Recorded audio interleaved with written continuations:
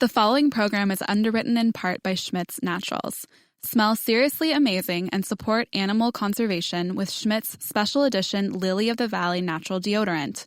Created in collaboration with the Jane Goodall Institute, 5% of each purchase goes to animals in the wild. Learn more and pick up your stick now at schmitz.com.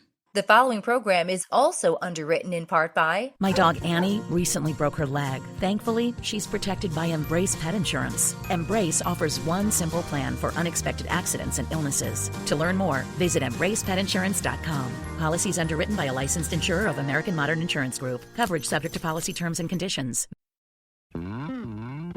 Celebrating the connection with our pets. This is Animal Radio, featuring veterinarian Dr. Debbie White, groomer Joey Villani, news director Lori Brooks. And now, from the Red Barn Studios, here are your hosts, Hal Abrams and Judy Francis. Sometimes we use this radio show for, well, our own needs. And that's the case today. We've got a couple of dog trainers on. I know a dog. A friend's dog? A friend's dog, yeah. Yeah. The name rhymes with Hadybug. And this dog humps me a lot, okay? It's a female, too, It's a female. Mm-hmm. And I'm very concerned about this. I don't know if I should stop it. You know, it's not really bothering me a lot, but I think it's a behavior that maybe should be stopped. And I'm going to find out today. We decided to get an amazing trainer on, the chair of the Association of Professional Dog Trainers. I think he'll know the answer to this, and he's going to let me know why Hadybug, our female dog, is humping me. I'm very concerned about this, and so he'll be on before the end of the show today. Also, we're going to talk to another trainer who's trained a bilingual dog. This dog knows more than one language. Wow, that's impressive. And Spanish, yeah. He'll be on before the end of the show. In fact, this hour right here on Animal Radio. Between now and then, we'll have your calls at 1-866-405-8405. And also, we'll do a check of the news at the bottom of the hour with Miss Lori Brooks. What are you working on for this hour? Well, another state might soon be getting some of those laws that will protect pets in the event of a divorce. Big changes. You know what? That is such a big deal these days. In fact, I know I have a friend who will not... Is her name friend, right? Yeah. Her name is Hootie. Completely different. I have a friend. They won't get divorced because of the animal. It's like the children. They won't get divorced because of the children, and their children happen to be animals. So it's interesting that now courts are making laws to deal with custody on these animals and deal with that. So Lori will be reporting on that in just a few minutes right here on Animal Radio. Which one, Hootie, Judy, are we going to? Line 1. Let's take a call for Dr. Debbie, and we have Barbara on the phone. Hi, Barbara. Welcome to the show. Thank you. What's going on? Well, I have a 10-year-old chocolate lab, and he gets hot spots. Okay. And he has one that's larger than a 50-cent piece, I guess like about silver dollar size, on the right side of his neck. Okay. Is that the only place he gets them, or does he get them other spots, too? He gets some other spots. Okay, such as? No. He gets it on his legs, on his back. Okay, all righty. Towards his tail. What have you tried so far with this fellow? My neighbor gave me a spray that she said she got from her vet for hot spots. Mm-hmm. So I sprayed that on him. And I was just wondering if there was anything else that I could do for him. How long has he been dealing with these hot spots? Well, I've had him since he was 2. He's my son's ex-girlfriend's dog that I was to have temporarily until she found a house that would accept pets. Mm-hmm. But you see, I've had him since he was 2, so he's still with me. All right. Well, when we have some ongoing issues with these type of lesions, and we call hot spots that basically because they're really hot, they're really itchy, they're red, they're really driving the pets crazy. So if they can lick at them or chew at them, they are gonna. And scratching, all of that, very much involved with a hot spot. So for me, if we have an ongoing problem with that, or what we're trying isn't working, we really need to step up to some other therapies. The reality is with hot spots, we're kind of classifying a lot of skin conditions into this kind of lump-all term. There actually are a lot of different causes for hot spots, but 30% of them, 1/3, there's usually some underlying problem. So if you only treat them with the topical, with the spray, you're not going to get to the heart of the problem, and you're not going to really solve the problem.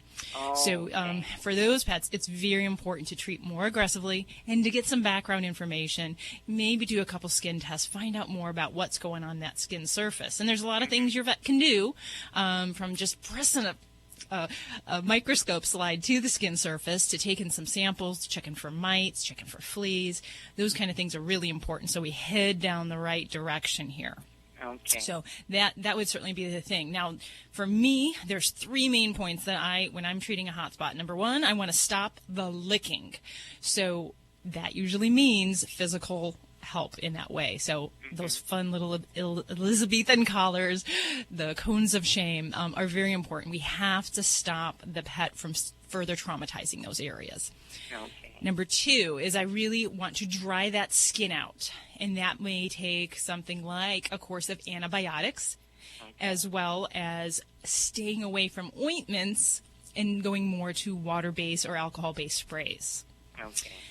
The third thing that I want to do is I want to stop the scratch. And that, for hot spots, it's the one situation where I'm pretty heavy-handed with steroids. There's a lot of different ways we can go with that: injections, topicals, pill forms. But for me, a severe case of hot spots, or what we'd call pyotraumatic dermatitis, really needs the help of a steroid. And that's assuming that the patient's health can take that. Right. But steroids are very important to help get that itch under control. So those 3 things for me are really the big thing. And the most important thing is I want to keep this skin breathing. So I don't want to cover it up. I don't want to bandage it. It may keep the pet away from it, but it's really not going to allow that to dry out. Let it breathe, if you will. So I like to kind of leave everything exposed so you can medicate and really monitor things closely. Okay. And for me, I'd say if you haven't gotten this baby on at least an antibiotic and seeing the vet to see if you can get something to squash that itch, then those would be the 2 main things that I would do for you. Okay. And then, if we've got more problems with this coming back, we want to look into other causes of hot spots, allergies, seasonal allergies, food-related allergies. Sometimes something like an insect bite or a sting could kind of trigger the process. Thyroid problems, ear infections. Wow, my list is getting longer the more I think about this. So not to overwhelm you there, Barbara, but there really are a lot of things that can go into that. So I'd encourage you getting your baby into the vet and see if we can get a couple of those things going for him. Okay, thank you, because I thought I could, my neighbor said, you could treat it yourself, just use this spray. But then when I heard your program this morning, I said, I better call in and find out. Yeah, and there is certainly a small population of pets with localized hotspots where I think treating at home with a topical product is completely appropriate. But many of these cases, they are very deep infections in the layers of the skin. The pet's really uncomfortable, and there's so much more that we can do to really kind of turn things around. And if your breed of dog is a Labrador Retriever, a German Shepherd, Collie, or Rottweiler, they are some of the most common dogs. Oh, I can't say Golden Retriever. I got to get them in there because they are so big with this type of problem. So, yeah. Well, hopefully we'll get this baby feeling better and stop that itching and scratching there. Yes. Why, thank you so much. I appreciate you. Thanks for your call today. 1-866-405-8405 to connect with the Dream Team right now. Well, don't you know this portion of Animal Radio is underwritten by Embrace Pet Insurance, providing nose-to-tail accident and illness coverage for your dog or cat. It can be customized to fit your budget and needs. Simply take your dog or cat to any vet, submit a claim form, and get reimbursed quickly. For more information, visit EmbracePetInsurance.com to get a quote. And thanks, Embrace, for underwriting Animal Radio. Let's head back to the phones. We have Paul on the phones for Dr. Deb. Hey, Paul, how you doing? Oh, pretty good. How are you guys doing? Splendid. What can we do for you? I've got a 8-year-old wire hair Dachshund, and over the last couple weeks, he is becoming more and more bloated. He kind of looks like you know how a puppy looks when he has worms and stuff? Oh, sure, yeah. His belly is getting that big. Oh, dear. Okay. Well, what else is he doing? Is there anything else going on? Coughing, any vomiting, diarrhea, anything like that? No, he's eating and he's going out there and using the bathroom. It's just he got into the garbage about 3 weeks ago, and I don't know if he could have a blockage or if he got worms from getting into the garbage. Okay. Well, I mean, I'm definitely disturbed that you're saying it's changing that much within that short period of time. So for me, I'm going to say, I would definitely, if he were in front of me, I'd be examining him, I'd be feeling that belly, and I'd probably get an x-ray of that belly because that quickly of a change isn't good. I would definitely want to be checking out his spleen, which is a really heavy blood-filled organ, and that can change in size very quickly. So that would be something I would definitely want to look at. Now, there are certainly some other things that cause, you mentioned worms. Generally, I wouldn't expect it to be that dramatic, that fast of a bloating, if you will, of his belly.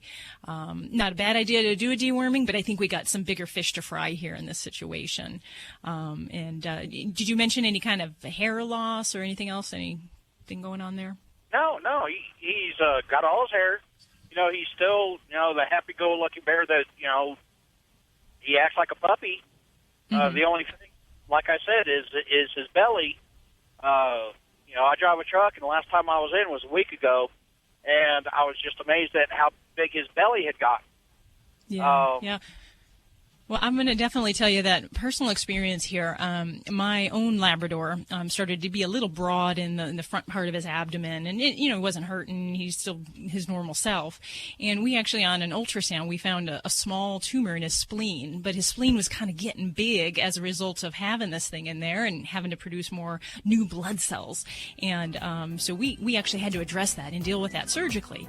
But the big thing is, if you're seeing this get bigger, I don't think I want to have you delay this anymore. You need to get this baby to the vet, okay? Okay. I'll do that as soon as I get home. Okay, very good. And hope everything turns out okay. If you have other questions from there, let me know. Okay, thank you. Stay safe. You're listening to Animal Radio. Phones are open at 1-866-405-8405. Hi, this is Betty White. All us animal lovers love Animal Radio. Please help every way you can to make life better for our animals, like the Morris Animal Foundation does. People say less is more. At Red Barn, we think less is better. It's what you won't find that sets our natural premium pet food apart. No byproducts, no corn or soy, no fillers. Just the natural ingredients your pets need to live the healthy life they deserve. Look at the label. We want you to. Red Barn Naturals Pet Food. Simply the best.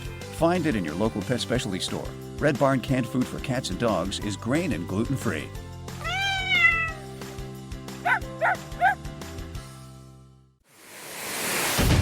And now an Animal Radio news brief. I'm Stacey Cohen for Animal Radio. Well, in a revelation that will shock nobody in the world who's ever owned a cat, a new study has found that domestic cats are able to identify their owners' voices. But since they have evolved to know who calls the shots in the human-feline relationship, they choose not to respond to it. The study was conducted by researchers at the University of Japan, and they state domestic house cats have never depended on human voice interaction throughout their evolutionary process. Because of this, they have no real reason to respond to their owners, unlike dogs who've been dependent on their masters throughout their life. So that's why your cat's not answering you. You tell it to clean its room, it doesn't do it. I'm Stacey Cohen. Get more animal breaking news at animalradio.com. This has been an Animal Radio news brief. Get more at animalradio.pet. Need a fix of the good stuff? Get more Animal Radio with the free Animal Radio app for iPhone and Android. Yeah, that's right. It's Animal Radio. And this is where we celebrate the connection with our pets. We love our animals a lot. I mean, really a lot. Sometimes we even let them hump our legs with no consequences. And coming up before the end of the show today, we're going to find out why female dogs, in particular just female dogs in general, I'm not going to point out any particular dog, hump legs or hump at all, because I kind of thought that was a male thing. Mm-hmm. But apparently it isn't. I always heard it was a dominance thing. Yeah. It means they want to dominate you or something like that. We're going to find out. That's what they say. My dog is a dominatrix. She is. You should see how she's dressed now. I think she looks good in leather. She does look good. Okay, we've really gone over the Where's edge. this going? The show is fast and furious. We're going to talk to Nick Hoff. He's a certified professional dog trainer, not just any dog trainer. He's the chair of the Association of Professional Dog Trainers, and we're going to find out what this whole dog humping thing is about. So if you know a dog that humps, we'll tell you why in just a few minutes right here on Animal Radio. Yes, you can call us and talk about your dominatrix dogs at 1-866-405-8405. Don't forget you can also ask your question from the free Animal Radio app for iPhone, Android, and BlackBerry. Also, before the end of this hour, we're going to find out about Molly. She's a bilingual chocolate lab. That's so cool. Is that cool? I don't know 2 languages. Yeah. I don't either, yeah. And this may be an intriguing thing. It may be incredible, but we may find out that it's really no big deal at all. That's on the way in just a few minutes. Did I give out too much? I think I said too much, didn't I? I always say too much. Lori, say something. There was a lawsuit filed within the last year against the makers of Rachel Ray's Nutrish dog food. We'll tell you why that lawsuit was filed and how it recently, what the ruling came down, what it was, because there's a couple of us here in this studio who are upset about this. Damn straight we are. Well, that's on the way in just a few minutes. And let's see, a call for Joey? Or this is for Dr. Debbie. Okay, a call for Dr. Debbie right now. Sorry, Joey. Hey, Mike, welcome to the show. I have Dr. Debbie right here for you. Hi, how are you doing today? Good. Great. Yeah, we had a little incident a couple weeks ago where our dog, medium-sized dog, decided that a rawhide chew bone was something that you devour and not chew on. Oh, and when I looked over, I could tell the dog was choking because it was thrashing its head around. Okay. So I know how to do CPR on a dog from the sides of the chest, but I was like dumbfounded. And I know the Heimlich for humans, but I was dumbfounded how you would do it on a dog. So I had to just dive down and stick my hand down her throat as far as I can get it, and luckily I was able to grab it and pull it out. Mm-hmm. Yeah. But life would have been much simpler with a Heimlich technique. Yeah, but you know what? That comes into play when we have an airway obstruction lower than the mouth. So if that was in the mouth or in the upper airway, and you can reach that and access that with your hands safely without losing your fingertips, then that's really kind of the first step. If that doesn't work, then we move to the Heimlich. And, in dogs, there's a lot of different techniques. You can do basically a modified human Heimlich. So if you have a small to medium-sized dog, you're basically going to reach up under the rib cage and kind of give 3 to 5 quick motions, thrust into the abdomen like you would for a person. Now, if it's a bigger dog and you're a big person, you can still do the same thing, although for some large dogs, it can be a little hard to kind of handle and apply those compressions. So you can basically lie them on the ground and apply lateral compression to the chest and near the back end of the chest. And that can give you enough force because dogs are a little different than people. We compress from the sternum when we're doing, chest compressions and CPR. You press down into the chest. And in a dog, their chest doesn't really squish that way really effectively. So from the side, you can get some really good compressions that way in dislodging and just getting the force of that push going. So, oh gosh, so scary. So, well, sounds like now you're still going to feed raw. Oh, that gets your heart going. Now, what's your feeling on rawhides? I don't think it's good for bigger dogs. I don't know. I mean, maybe smaller dogs, smaller mouths, they know to be chewing on it. But big dogs, I just think it right down. They look at it as another bone. Yeah. And, there are some goods and bads with that. Definitely the dental exercise. One thing for people that love rawhides and like their dogs to get that exercise, if you're not directly supervising like you were, I would never, ever, ever feed that kind of product for your pet. Right. But even with cautions, there are some other rawhide styles that might be maybe a little bit less tendency for choking. And those are the compressed rawhides, which are the really heavy duty, not the chopped up rawhides that they squish into cute little shapes, but it goes under high pressure where it's really thick and heavy, and there's not those little knots on the end where they can get those little pieces caught. But that might be one other alternative that has less of a choking potential for you. Okay, well, thanks for your time. Appreciate it. Thanks for your call today, 1-866-405-8405. That is toll free. You're listening to Animal Radio. Phones are open at 1-866-405-8405. Admit it, you love your dog, and he is part of the family. So, when choosing your next vacation, don't forget Fido. With just a little planning, the entire family can enjoy a road trip. To find the best vacation spot for Spot, subscribe to Fido Friendly, the travel and lifestyle magazine for you and your dog, where each issue includes hotel and destination reviews, where both you and Fido are welcome. Go online to FidoFriendly.com and find out what all the barking's about. This is an Animal Radio News Update. I'm Lori Brooks. Well, another state might soon have a law that will deal with a family pet with much greater concern than they have been given in the past. In Pennsylvania, former attorney and now state representative Anita Kulik has introduced HB 1432. And that would establish, if it passes, the new areas of concern that judges would be able to consider when they're deciding guardianship of a pet in divorce cases. So if a bill passes, or this bill, a judge would then be allowed to consider whether the animal was acquired prior to or during the marriage, the daily basic needs of the animal, who gets the animal veterinary care and social interaction, who deals with regulations and, things like licensing the pet, and who has the greater ability to financially support the pet. As in most other states, Pennsylvania's current laws provide absolutely no special provisions for pets in divorce cases. The bill, though, has been referred to the House Judiciary Committee in Pennsylvania for further consideration. But if you didn't know, this is not a new idea. It was a couple of years ago, back in 2017, that Alaska became the first state to require the courts to consider the well-being of pets in divorce cases. Pennsylvania laws seem to be so laxed on pets. Isn't Pennsylvania a big pet milk state? Yeah. It is, right? Things are changing. Well, that's a good sign. That's a really good sign. A federal judge has dismissed a multi-million-dollar lawsuit that was filed, I think it was late last year, against Ainsworth Pet Nutrition, and Ainsworth is owned by Smuckers. And the suit was filed for alleged false and deceptive advertising of its Rachel Ray Nutrish dog food.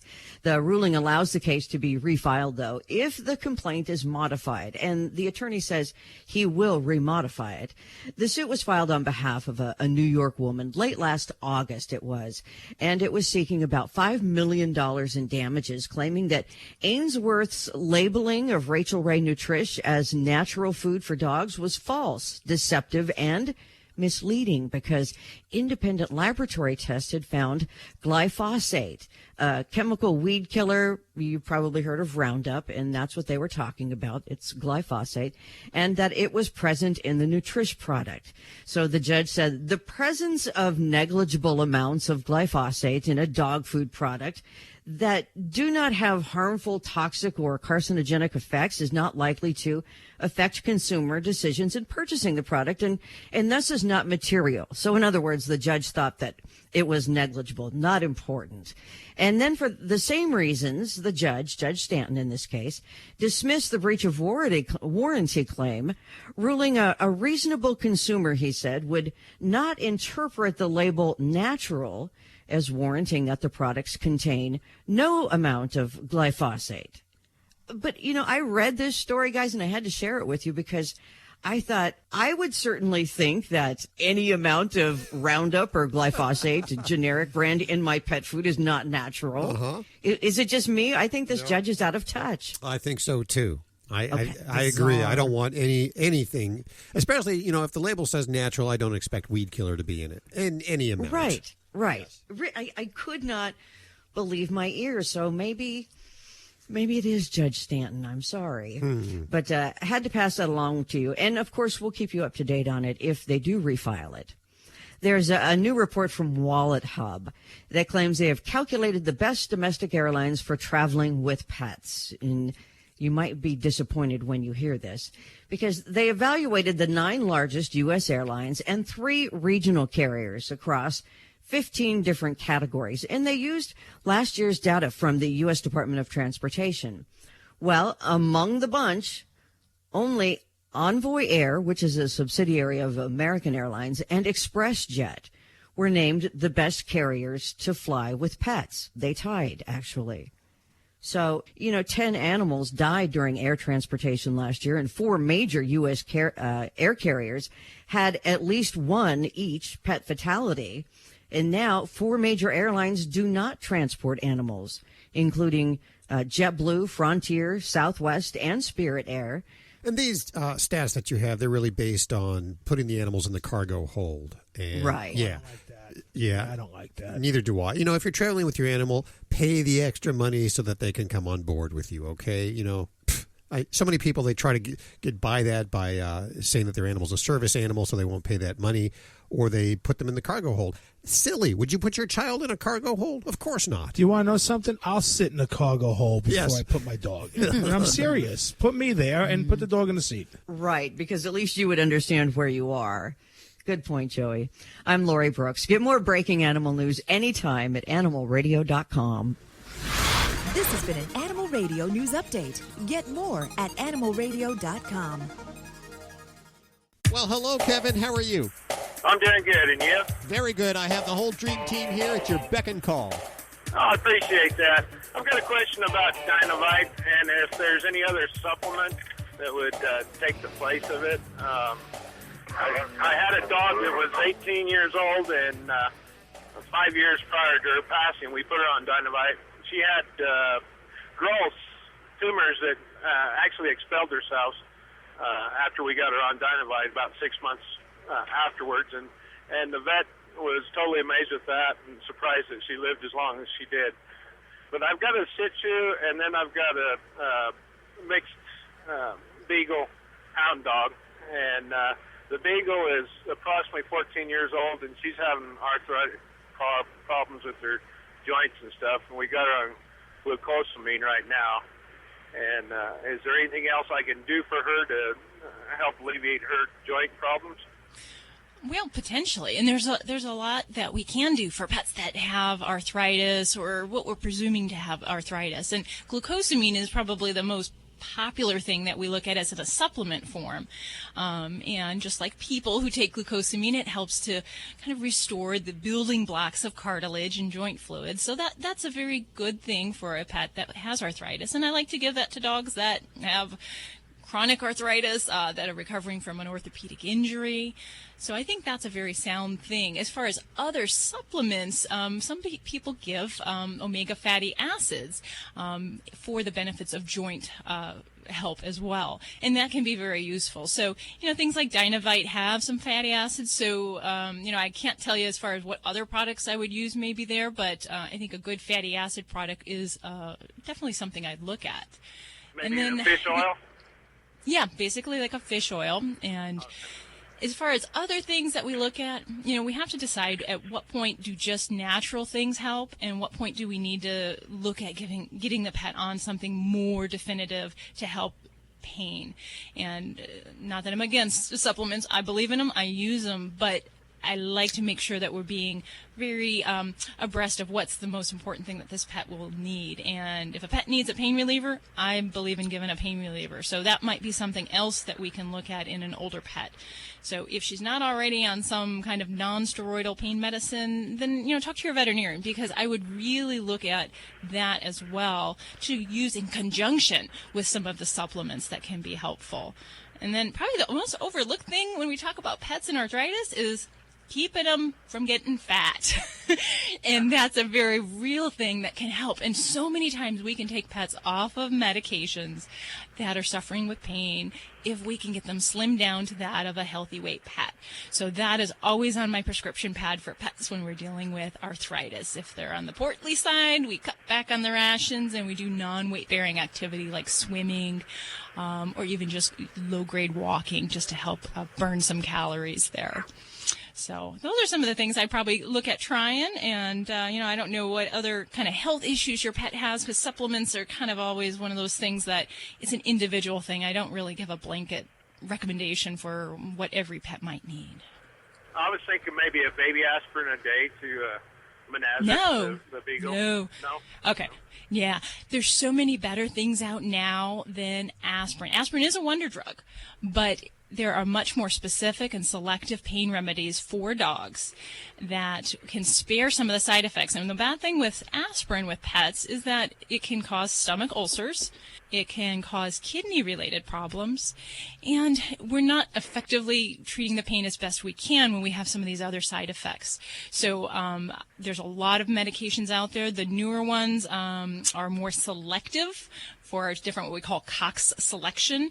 And I love some of the different products in use in my clinic, Previcox, Rimadyl, Medicam, Duramex. There's tons. So I would talk to your veterinarian on what might be the best call for your pet and any other pre-existing conditions. But those kind of things far outweigh the safety margins of giving an aspirin or even, heaven forbid, something like a Tylenol, which has such a narrow toxic dose for pets that we try to just stay away from it. Boy, Kevin, you should have seen when you said aspirin, her eyes, I'd never seen her eyes get so big there. You know what? I got a shockwave through the radio or through the phone here, so I understand that. I really appreciate your feedback on that, and it's been nice talking with you. And thanks for listening to Animal Radio. We appreciate your time. 1-866-405-8405 to reach out to Dr. Debbie or to Joey Villani. And this portion of Animal Radio is underwritten in part by Critter Cops. There's a new way to find lost pets and is becoming popular all over the USA. It's Critter Cops. You'll get huge media blasts to thousands of people about your lost pet,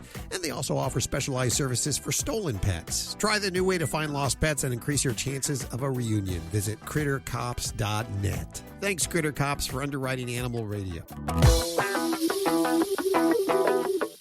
Here is today's top automotive news story. I'm Nick Miles. The mid-engine Corvette will officially debut on July 18th, with production beginning in late 2019. Many of the details are unknown, but pricing is expected to start at $60,000 to $70,000 and could cost as much as $170,000. As for the engine, in the top models, twin-turbo SS 5.5-liter V8 with 850 horsepower is likely, while other rumors hint at 1,000 horsepower. To find your new car, go to ourautoexpert.com. Our Auto Expert is brought to you by O'Reilly Auto Parts. Think O'Reilly Auto Parts for all your car care needs. Get guaranteed low prices and excellent customer service at O'Reilly Auto Parts. Better parts, better prices, every day. Hi, this is Justin Tyler Ferguson from Modern Family. I'm on Animal Radio. Adopt a pet. Check out Animal Radio highlights. All the good stuff without the blah, blah, blah. Browse on over to animalradio.pet. And we head to the phones right now where we have Guillermo Roa, also known as Memo, I believe. Is that correct, Guillermo? That's correct. How are you today? Very good. How are you doing? So far good. The raining day, but everything else perfect. Okay. Well, so I just found out about you. I understand you're a certified trainer, dog trainer, and you escaped Colombia, came to the United States, and you train dogs, basically, right? Basically, yes, that's true. I come from Colombia next month. Want to be 20 years. Wow. Looking for better opportunities and try the find some better life over here for my kids and my life. Yeah. So I understand that you train a bilingual chocolate lab named Molly. Is that correct? That's correct. That's my girlfriend, pretty much. I love it. Well, yes. Why did Molly need to know two languages? That's a fun. It's a fun history to tell you, because when I was married for teaching her, for training her in basic obedience, I always went to my clan, June, and I explain everything in English, blah, blah, blah, the sit, the come, the down, and explain what you have to do with the dog. But when I go outside with the dog and train only Molly and me, it's easy for me to speak my own language. So I always spoke with Molly in Spanish. And someday, June asked me, hey, Memo, the dog, sometimes when my housekeeper talks to her in Spanish, the dog is listening very well. Do you speaking with her in Spanish? I say, yes. So she said to me, so she understands English and Spanish. I said, yes, it's correct. And she asked me to show her, and was a big surprise for her. She can't believe that happened, and she laughing and tell everybody, oh, my dog speaks 2 languages. and that was great. And from that moment, I start talk to Molly in both languages, no? And, of course, I am not going to knock this at all. Being bilingual is great, but in reality, the dog doesn't know the difference between the languages, right? No, and that's actually what I was going to say, is that I commonly have patients come in that speak a different language to their animals because that's their culture. And it's really the cues that the animal learns with the language that is spoken. Yeah, that's pretty much right. Dogs, in special, I know a lot about dogs. In this case, when you use the verbal commands and when you use your body language, the dog is going to learn easier by your body language. So all the time when you are from the dog and you say sit, or you say siéntate, or you say down, échate, pretty much when you mention the cues, you move your body and the dog is listening to your body. So no matter what language or what sounds coming from your mouth, if the dog is looking at you, he's going to understand what you try to say, no matter what language you use. Excuse me, the reason that Molly is really exceptional is because Molly is certified many times over and is a service therapy dog, right? That's correct. What kind of service does Molly do? Oh, Molly is like a service dog, is like the name you mentioned. We go and be service on some people, they need help, they need confidence, they need compassion, they need help, they need company. We go to those places and we bring Molly over there. And it's funny, and it's not funny, it's great. So you find some people, they wait for Molly, and when they see an animal come, they change the face, and you can see how happy they are. Oh, yeah. But when they find out, for some reason, I use my Spanish also, they look at me and they say, really? The dog is speaking Spanish? So I'm not going to say no. I say, yes, of course. Talk to her in Spanish. So she'll go to, the Covenant House and the Bethany House. What are those facilities? Okay, we go in Covenant House in the city. Is the people you find out over there is very particular because they are abused people, homeless people, people that somehow need the company and the direction of somebody else. And we go that way. Also, we go into YAI. And over there, this is in Long Island. I live in Long Island, New York. So to Covenant House, we go to the city.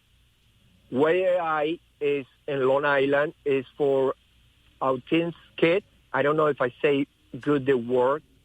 It's for the kids that have special attention because they live in their own lives. And we bring the dog there. Did I answer your question? Oh, absolutely. And I think it's amazing work Molly is doing. You too. Oh, yes.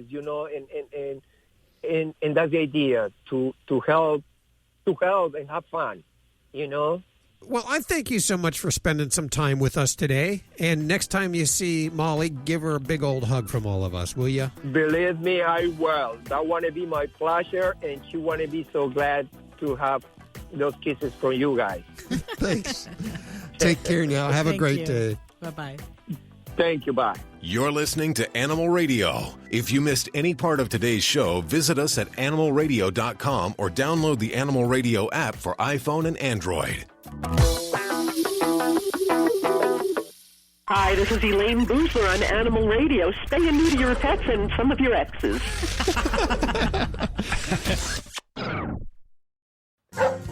That's my dog, Annie. She's healthy now, but recently she broke her leg and I had to rush her to the vet. Thankfully, she's protected by Embrace Pet Insurance. They covered her surgery and reimbursed the claim quickly.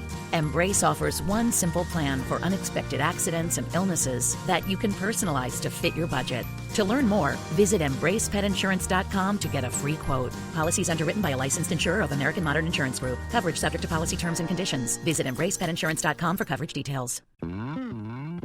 Celebrating the connection with our pets. This is Animal Radio, featuring veterinarian Dr. Debbie White, groomer Joey Villani, news director Lori Brooks. And now, from the Red Barn Studios, here are your hosts, Hal Abrams and Judy Francis. And there is nothing more embarrassing than having some guests or some friends over and your dog goes over and humps them or, sniffs their crotch, all of that. Kind of, Yeah. It's embarrassing. And It is. When you try to get them to get down, sometimes you may be actually reinforcing that behavior by giving them attention. And we're going to find out today what that humping's about. In particular, why do female dogs hump? And that's before the end of the hour right here on Animal Radio. I'm sorry, I sort of let the cat or the dog out of the bag earlier. Ladybug, the studio stunt dog, she does this when friends come over. And it's a little embarrassing. It's embarrassing especially because I do a radio show on animals, and I probably should know how to control my humping dog, but I don't. But I'm going to get it under control today. We have an expert coming on. We have Nick Hoff. He is not only a dog trainer, but the chair of the Association of Professional Dog Trainers, the top dog over there. Wow. Yeah. So hopefully he'll help me figure out why my dog is humping my guests when they come over. I want to nip it in the bud right now. Okay. 3 years later. If you want to talk to Dr. Debbie or Joey Villani, 1-866-405-8405, or you can ask your questions from the free Animal Radio app for iPhone, Android, and BlackBerry. And we'll go to the phones in just a couple of seconds. If you're new to Animal Radio, at the bottom of the hour, we do a news check, all the news, all the animal news you could use. And that's with Miss Lori Brooks. What are you working on for this hour? Boy, I was stunned with this story that I'm going to share with you coming up. Walmart is going to be doing something huge. Like, can you see my arms? Really big in the pet world. That might affect you and your pet. I mean, something that you would go to Walmart for blew me out of the water. Okay, that is on the way right here on Animal Radio. Which one, Judy? 2? We're going to go line 3. 3, okay. Well, good morning, good afternoon. Kathy, how are you doing? Oh, I'm okay. It's a little rainy here today. Where's here? Pennsylvania. We were just talking about Pennsylvania. Things are changing in Pennsylvania for the animals. They're becoming better, aren't they? What do you mean? I think they're changing some laws there to make it better for animals. Oh, yes. They're not allowed to be tied out and that kind of stuff. Yeah. But they do still find, like the farms where they breed them over and over. And we still do find terrible stories out every now and then. Yeah, I hear about those occasionally. But things are changing. So what's going on? I have the whole team here for you. Well, that's great. I'm a little disturbed because I had the cutest little kitty, which I called Nutmeg. I had her for 8 months, and she wasn't getting putting much weight on because she had a vomiting problem since she was little. She was born in October, yes. And she'd eat. She had a great appetite, but then after a while she would throw it up. I had her on kitten milk. And all she would eat was Sheba food. It's real clear and smooth. Okay. It wasn't lumpy or anything. So I went to a veterinarian. They couldn't find out what was wrong with her. I was at my wit's end. All she told me was she's surmising that she has what only puppies get usually, where an artery wrapped around her esophagus. But I had an X-ray, and there wasn't anything seen wrapped around her esophagus. And she wanted me to get a $1,700 test, which is at Valley Central. There's a like an emergency hospital now in Allentown, Pennsylvania, where they send you if you have a major problem with your animal. Now it's brand new, and here it's taken over. But it's like if you have the money, it's fine. But anyway, I went for another opinion to this new veterinarian in up near the Poconos, and he took he told me he was going to take her in the back room for a full-bodied X-ray, which he did, and clip her nails, which they were getting long again. But when he came out, he told me he gave her a steroid injection, which he didn't ask me about. And 4 days later, when I brought her home, she died in the morning. On Friday morning, I took her Tuesday. She died Friday morning, and she really suffered. And I couldn't. I knew by the time I would have got her to a veterinarian to put her down, she would have already been passed because the trip there was already hard enough on her because he was saying she had asthma in her lungs. It did look like she had a case of asthma. Nobody told me that before, but I think the injection did her in. It was Depo, and it was Depomedrol, probably. Yeah. He said it was a steroid injection, and he gave her 1.50, which she only weighed 4.3 pounds. Okay. Oh my goodness, I'm so sorry. What a sad, sad I tried situation. for 2 days, and she was like my shadow. She was like the sunshine in my life. She was smart. She went in the little litter box when she was teeny tiny little baby. I didn't even have to do anything. She was like so smart. I have many cats already in my life, but she was just, you know how you get those special ones every now and then. What kind of kitty was she? Was she any special breed or just a domestic short hair? She was a short hair. She was what I'm told, they're very good mousers. She was black with orange on her. Oh, okay. All right. Well, Kathy, it's always hard to second guess and look at a situation, with the, time passing and also, the distance of, not being around your kitty or being the treating veterinarian.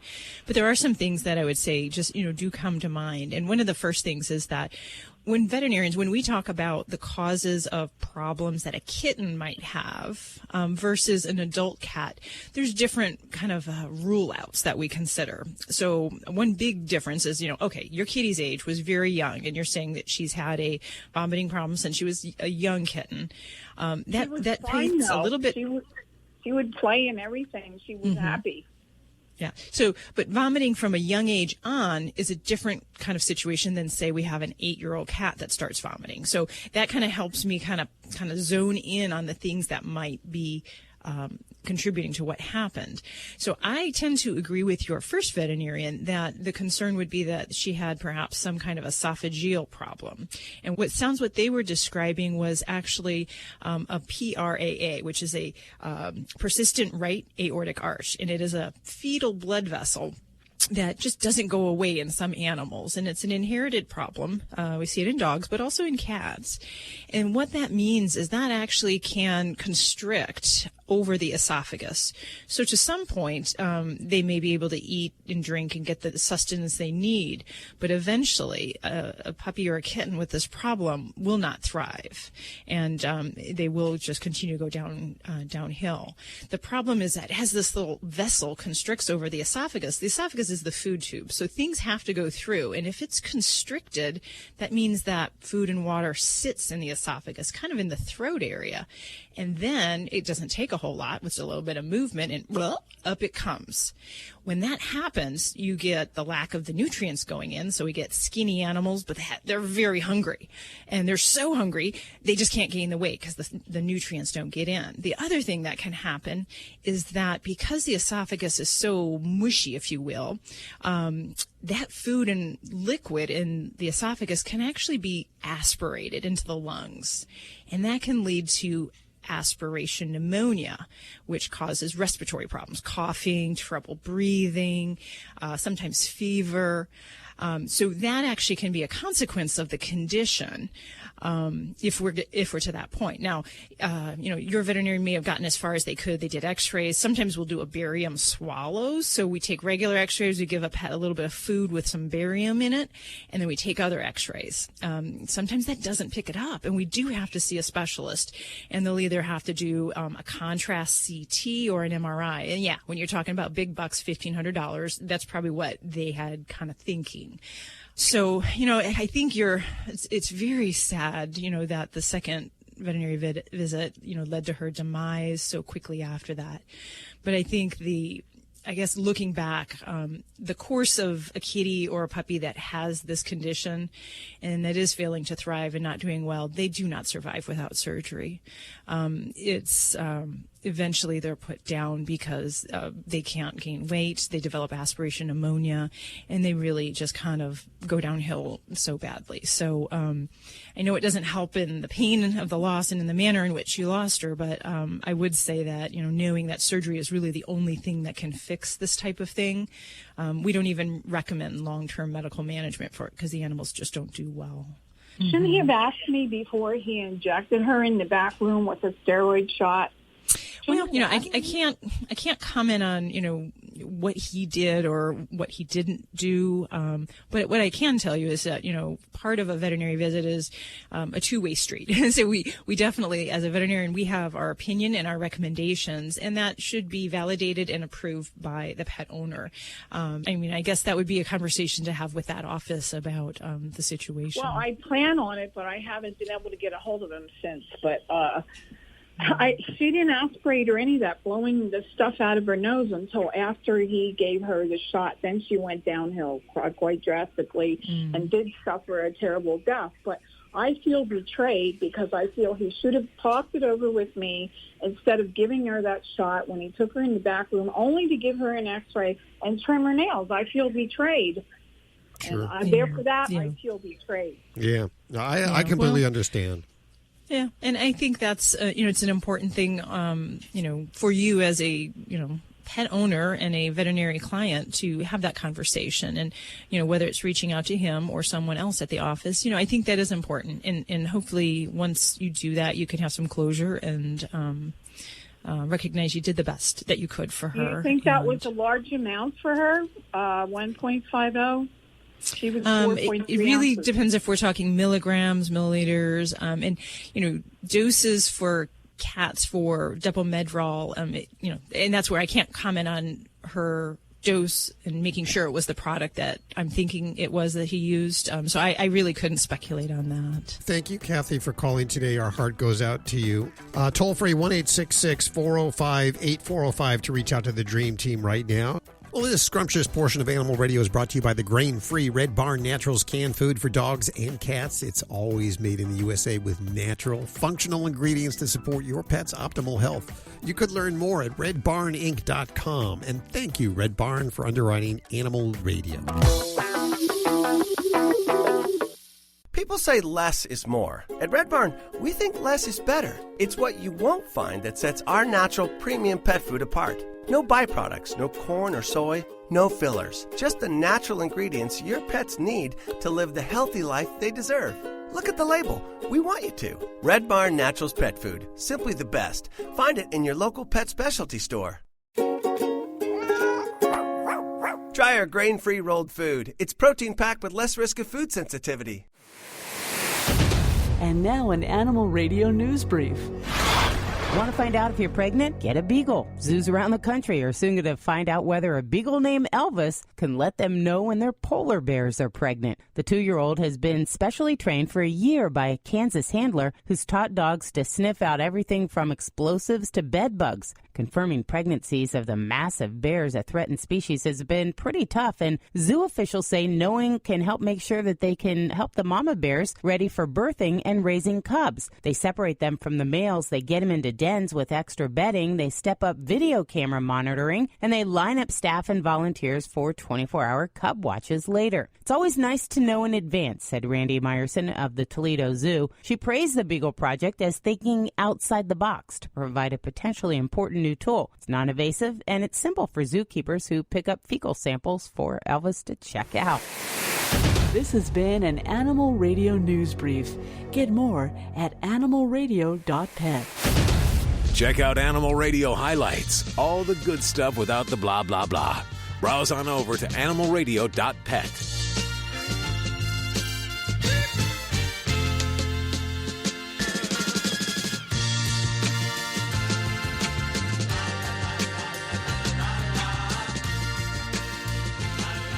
Here at Animal Radio, we try to help you with your animals. We don't have all the answers, but we'll make them up if we don't have. No, we don't do that. If you have a question and we don't know the answer, we'll actually go research it. We'll get the expert, the best expert in the world, to help you with those questions. And I'm actually going to use this multi-million-dollar show to this $100 show today to okay, $50. Yeah, to find out exactly why Ladybug, the studio stunt dog, who generally acts pretty good most of the time, why she is humping my friends' legs when they come over, because it's embarrassing for me, and I can't really control it. And you would think that I would know the answer. We're going to find out the answer with Nick Hoff. He's a certified professional dog trainer and the top dog at the Association of Professional Dog Trainers. He will tell us why female dogs hump, and I will hopefully put an end to that. That's on the way in just a few minutes. Lori Brooks, what are you working on?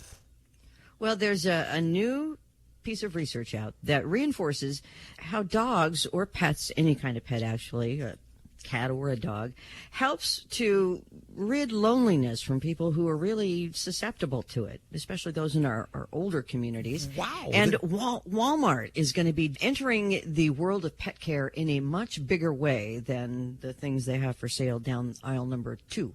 Wait, let me just back up here. There's research that says pets help with loneliness?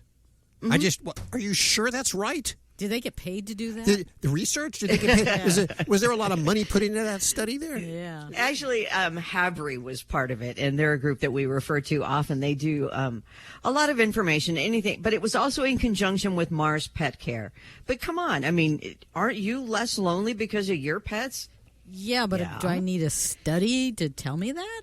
Most definitely. I thought that was a gimme. Yeah. Frankly. Yeah. No, I hear what you're saying, but I think when you say almost anything these days, you should back it up with science. Damn straight. Because there's the internet out there, and they say anything. So you don't want any fake news. We certainly, right. And that would be. I mean, could you imagine that if that wasn't true? Anyway, that's on the way in just a few minutes. Can we go to the phones, please? Save us. Hi, Teresa. How are you? Good. How are you? Where are you today? I'm in Virginia. Ooh, that's a beautiful state. It's for lovers. Did you know that? I heard that. Dr. Debbie's right here. How can we help you? I have 2 German Shepherds and a mixed dog, and a neighbor of mine raises cattle, and I buy grass-fed beef from her, and she gave me some uncooked bones for them that have the marrow in them, and I was wondering if it's okay to give it to them. Okay. My opinion, I do not like to feed bones to dogs, and I'm going to have probably 1 million people calling up and saying, Doc Debbie, you don't know what you're talking about. I've been feeding my dog bones their whole life, and they're great. The big problem I have with bones isn't so much, whether it's cooked or uncooked. It's just the fact that bones are very strong, and dogs' enamel of their teeth, it does not compete when it comes to bones. So we'll often get a lot of cracked teeth, which can lead to open teeth and root canals and things like that. So I'm really not a fan of just giving them the cow bones themselves.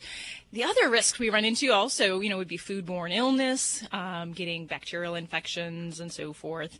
As well as the good old bone piece that gets stuck in the throat or in the gut or where have you, and causes emergency surgery and so forth. So I personally am not a fan of that. There are people that believe in the raw diets, and that is part of the cornerstone of that. I just don't fall in that nutritionally, and professionally I can tell you I've seen many pets suffer, not all survive, coming up face to face with bones. So my best advice is stay away. Okay, thank you very much. That was a pretty simple answer. There you go, Teresa. Thanks for your call at 1-866-405-8405. What about that compressed rawhide stuff? Is that okay for them? Yeah, I'm a real big fan of that. And anything we give our dogs to chew, the important thing is supervision is always, always, always important.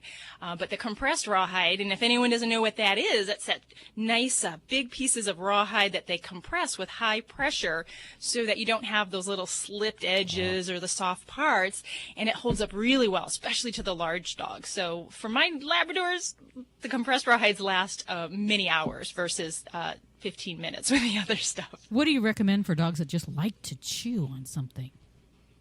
That like to chew. It depends on their jaw strength and what breeds. Now, some smaller breeds can do very well with some of the rope bone type toys. That gives them something to chew on. They have a lot of fun with that. Now, when you get to a larger, more destructive dog, they can ingest that. So you have to watch their toys a little more. So for large breeds, I'll tend to look at things that are nice, heavy-duty, rubber style, not any of that soft vinyl stuff. And the Kong toys, a lot of the heavier Buddha bones are very good. And then the compressed rawhide is probably one of the more edible things that I like to go to. The whole dream team's here, 1-866-405-8405 to talk to Dr. Debbie or dog father Joey Villani. Here is today's top automotive news story. I'm Nick Miles. Ford unveiled the 2020 Mustang Shelby GT500 in January, and it will be the most powerful Ford ever built. Ford has not revealed the exact power output. They say it will make more than 700 horsepower. The GT500 engine will have plenty of unique parts, including a cross-plane crankshaft and a massive 2.6-litre Eaton supercharger. You can expect more information on the Shelby GT500 by the third quarter of this year. To find your new Ford, go to ourautoexpert.com. Our Auto Expert is brought to you by O'Reilly Auto Parts. Think O'Reilly Auto Parts for all your car care needs. Get guaranteed low prices and excellent customer service at O'Reilly Auto Parts. Better parts, better prices, every day. This is an Animal Radio News Update. I'm Lori Brooks. Walmart is opening up dozens more veterinary clinics in its stores and launching its first online pet pharmacy. They're hoping to lure in more of us pet parents. I didn't even know before I got this press release that Walmart had any veterinary services in their stores. But me neither. I never heard of that. They already have 21 in 6 different states, but over the next year or so, they will increase that number to 100 veterinary clinics in store. And they're going to start by opening 9 new clinics in the Dallas-Fort Worth area this month and next month. Walmart will also soon be launching that online pet pharmacy, filling prescriptions for not just dogs and cats, but it's going large, also for horses and other livestock. The New York State Attorney General's office now investigating a pet store that says it lied to potential customers about where they got their animals.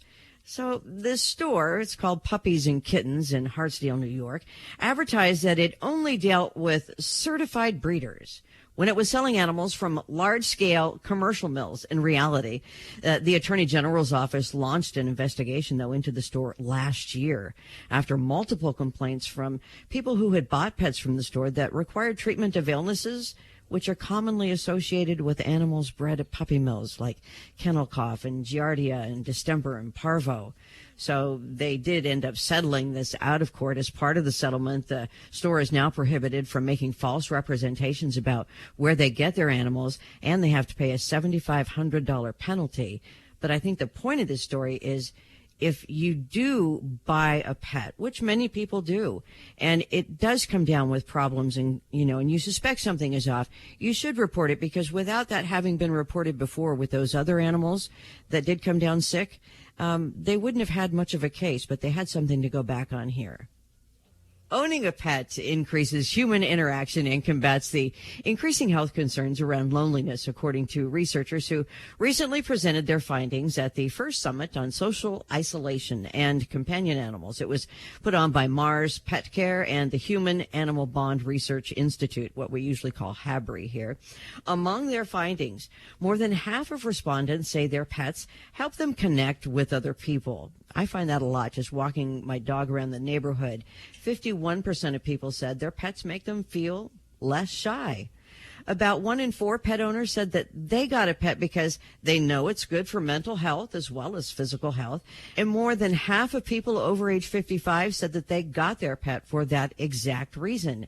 73% of those surveyed believe nursing homes and long-term assisted living facilities should also have some type of pet interaction available for their patients and people who live there.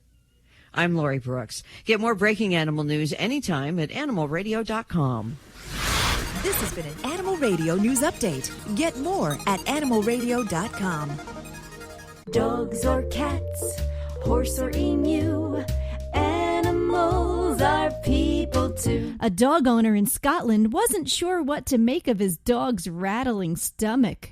When Chris Morrison took his dog Oscar to the vet, he had no idea what was wrong with his 5-year-old lab.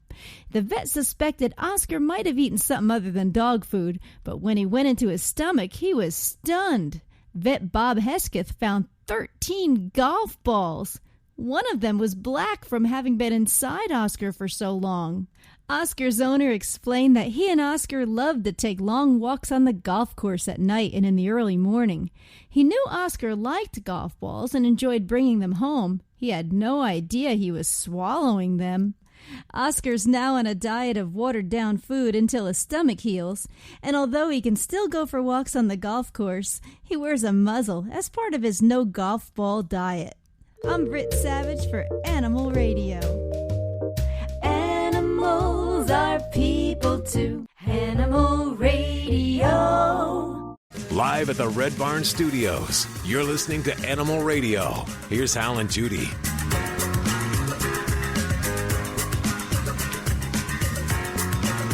It's Animal Radio, celebrating the connection with our pets. If you want to talk to Dr. Debbie or to Joey Villani, the number is 1-866-405-8405. Don't forget you can also ask your questions from the free Animal Radio app for iPhone, Android, and BlackBerry. And I got to say, you know, a lot of people think that we have our animals under control here at Animal Radio because, you know, we're Animal Radio. So far from the truth, yeah. We have the worst dogs. Yeah. What is that, the carpenter's cabinets or the shoemaker's shoes? Yeah. And I have a humping problem. Not me. I sorry, just want to TMI. point that out right now. It's one of the next door neighbor dogs, a female dog, which I think is interesting. Okay, let's just say it. It's not the friend you're talking about. It's Ladybug, the stunt dog here. Let's just cut to the chase. Okay. Ladybug, the studio stunt dog, humps my legs. And I figured we'd get the professional, the certified professional. So I looked for somebody that had the most initials after their name. And I found Nick Hoff. He's a professional dog trainer, CPDT. -KA, CBCCKA, KPA, CTP, CSAT. And that seemed like, wow. Which is totally by coincidence, my Netflix password. Yeah, I'm thinking this guy must know a lot. So we got Nick Hoff on the phone. Hi, Nick. How are you doing? I'm doing pretty well. About yourself? Very good, thank you. But I am very concerned about Ladybug, the studio stunt dog. Why, I understand why male dogs might hump. But I don't get this whole female humping thing. What's that about? There can be some different reasons why female dogs might hump. So one of the things whenever we're looking at any kind of behavioral issue or thing that we're looking to change, we always want to look at the context of the behavior and try to figure out what seems to be fueling it or motivating that behavior. But some of the different common reasons why I've seen and come across female dogs that hump may be due to just getting overexcited and aroused, not necessarily in a sexual capacity, just the excitement of certain situations can cause that to happen. We can also see it from some dogs as a stress response or reaction, and maybe some other reasons as well.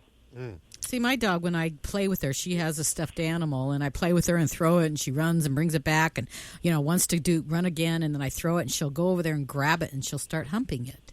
Mm-hmm. That sounds like the kind of situation where she's getting more excitable, and that's resulting in her kind of behavior pattern in her brain just telling her, hey, you should start gyrating a little bit. Maybe that'll help.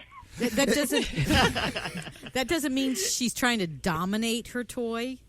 No, not at all. So we sometimes do see mounting as it relates to some kind of assertive behavior, but very often, at least in my experience, if we are looking at a dog who is trying to assert themselves, that's actually usually going to be devoid of the humping action. It's usually going to be just the mounting itself, and it looks very different from a dog who is just excitable. Oh, okay.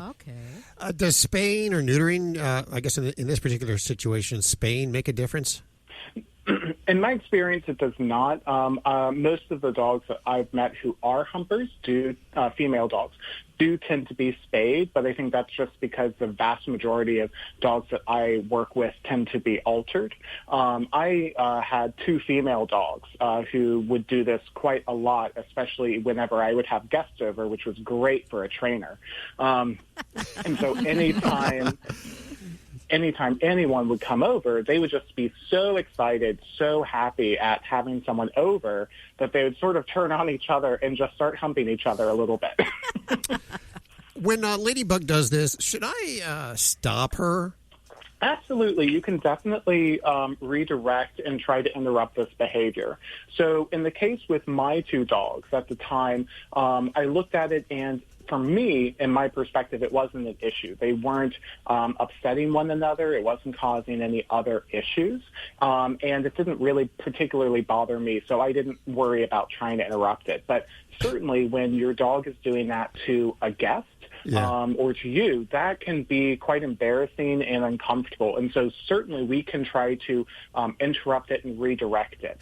I often try to figure out if I can predict that it's going to happen and try to be proactive with my training. So, for example, with my own dogs, when I had someone come over, something really simple I could have done would have been to ask my 2 female dogs to do maybe a down stay on their bed while the guest came in and got settled down.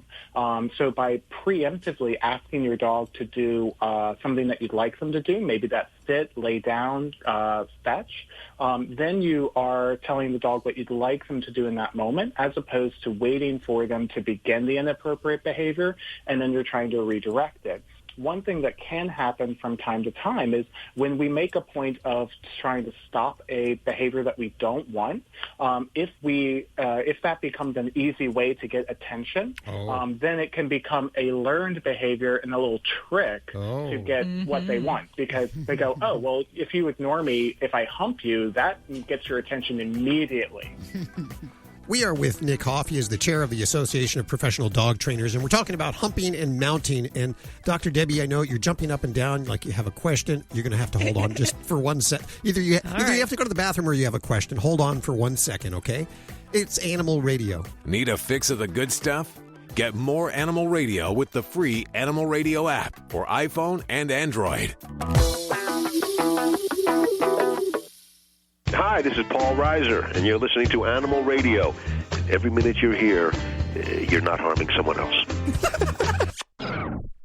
Want to fly somewhere? Looking for cheap flights or cheap tickets? Then call. That's right. Call the low-cost airline travel hotline now for prices so low we can't publish them anywhere. Low Cost Airlines has all kinds of cheap travel deals. Fly domestically and save up to 75%. You can even fly internationally and save even more. Yes, fly anywhere in the world and save a lot of money on your plane tickets. We'll even save you money with cheap travel deals on hotels, rental cars, even complete travel packages. So don't book your tickets until you call us first for the absolute cheapest prices on U.S. and international airline tickets and hotels. Call right now for prices so low they can't be published. Travel experts are here 24/7 to help. 800-311-2199. 800-311-2199. 800-311-2199. That's 800-311-2199.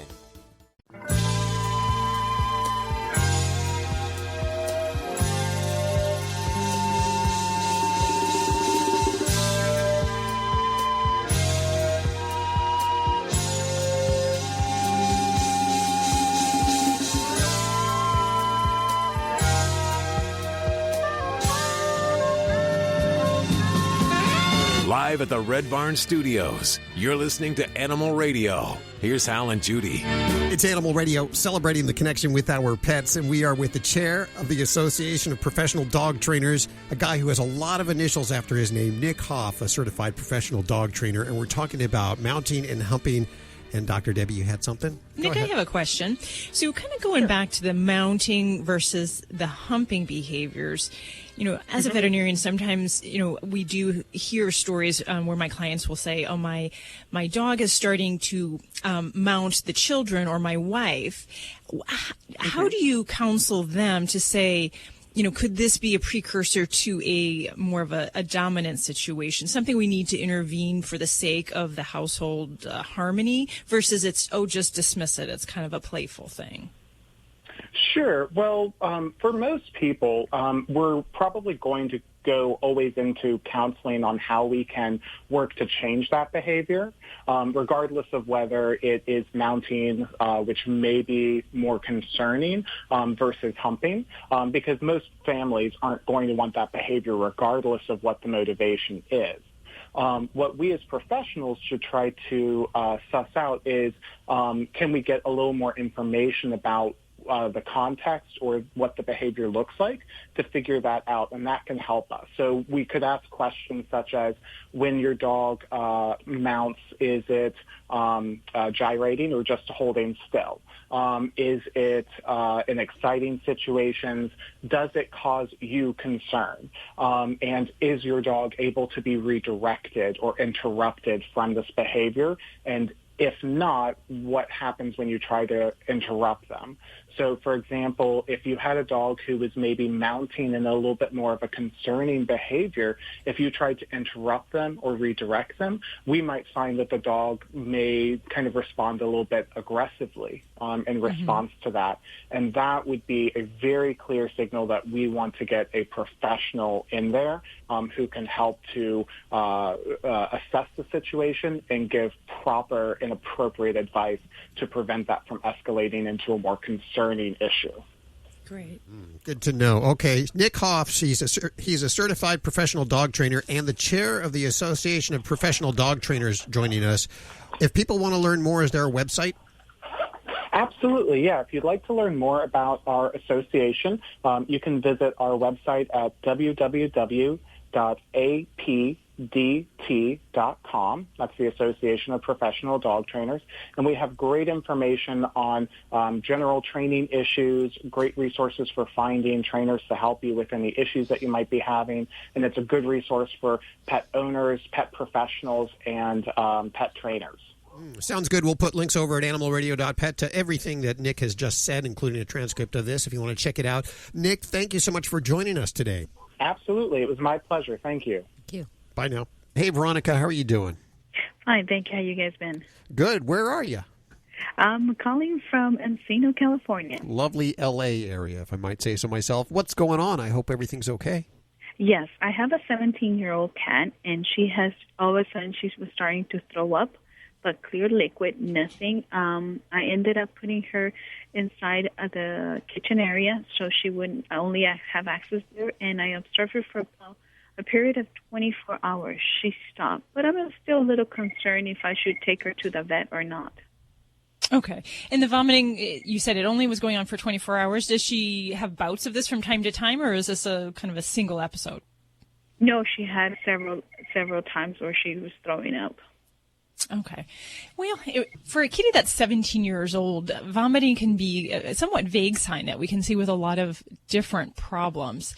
If you were to tell me this was maybe a 5-year-old kitty, I might say, maybe not a big deal. But in a 17-year-old kitty, it definitely can be a signal that there's something else awry, whether it is a digestive-related problem or if it's completely unrelated to the digestive tract. And for an instance, sometimes cats with kidney disease will start to have vomiting or even loss of appetite. So that would be something we wouldn't know necessarily unless we actually did a thorough exam and maybe even some lab work to determine that. But for me, if you haven't had the kitty in the last maybe 3 months to a veterinarian, I would certainly say I think it's going to be a wise thing to do, and just to have her checked out and to make sure everything's okay. Does she have any other ongoing or other health problems that they're managing? No, you know what? And what I ended up doing, because she wasn't drinking too, so I ended up feeding her. I got a little dropper and giving her a lot of liquid, because my concern was for her to, because she's older, to get dehydrated. Exactly. And with a dropper, I was giving her a lot of water, and that kind of helped. But I'm still going to take her to the vet then to have her checked. I would, and definitely cats over 10 years, one of the number one things that we see when they come into the veterinary office, we might not see it on physical exam, but if we run lab work, one of the top problems is kidney disease, and they can have a gradual deterioration in that kidney function. So that's something that I would not be surprised if you had a little bit of that going on. I definitely get her checked out. Okay, great. Thank you so much. Thanks for your call, Veronica. Have a great day. Okay, it's time for us to get on. Get your dog off my leg. It's time for us to get out of here. She wants a walk. Is that what she wants? Yeah, okay, let's go take her for a walk. Hey, thanks for joining us today. If you need your fix during the week, head on over to animalradio.pet or download the Animal Radio app for iPhone, Android, and BlackBerry, and have yourself a wonderful week. We'll see you next week. Bye. Bye-bye. Bye.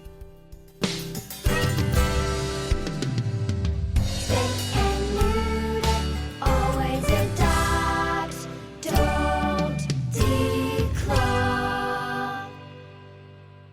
This is Animal Radio Network.